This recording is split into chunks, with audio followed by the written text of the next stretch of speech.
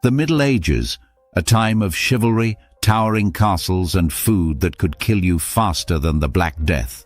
If you've ever complained about a mediocre meal, just be grateful you weren't a peasant in 1350, where dinner might consist of meat that walked off the plate on its own, bread that doubled as a building material, and cheese that may or may not have been alive. Medieval food wasn't just bad, it was a dare, a test of human endurance, a culinary middle finger from history itself. Let's start with meat, because nothing says bon appétit like a slab of beef that reeks like a battlefield on a hot day. Refrigeration, a distant fantasy. Instead, medieval folks embraced the art of creative preservation, which mostly meant dumping enough salt and spices on rotting meat to numb your taste buds into submission. If your pork smelled suspicious, no worries, just call it high meat and pretend it was gourmet. After all, who needs fresh food when you can just chew on something that might have been alive last month?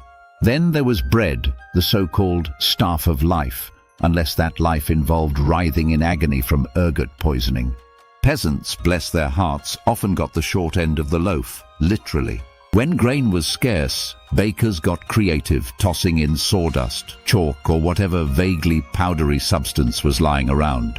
And if you were lucky enough to avoid the filler, you might still end up with rye bread laced with ergot fungus, turning your meal into a psychedelic nightmare.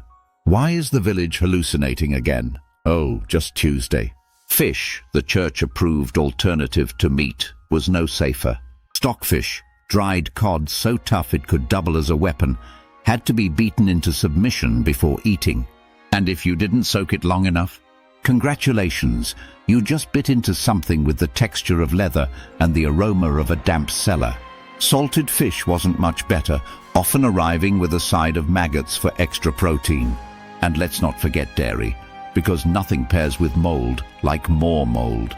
Cheese was frequently green, not in a trendy, artisanal way, but in a this might be sentient way. Milk spoiled faster than a noble's patience, and butter, well, let's just say if it didn't taste like a candle, you weren't using enough salt. Even the drinks were out to get you. Water was basically liquid death, so everyone, yes, even toddlers, drank ale. The catch? Brewing standards were flexible. One batch might be fine. The next could taste like fermented socks with a hint of existential dread. Some brewers spiked their concoctions with herbs that made you see dragons, because why not? So the next time you whine about fast food or a lukewarm takeout meal, remember, it could be worse.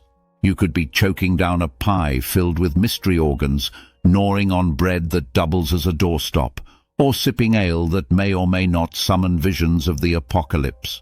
The Middle Ages didn't just give us feudalism and the plague, it gave us food that made the plague seem like a preferable alternative. Bon appétit, or more accurately, good luck.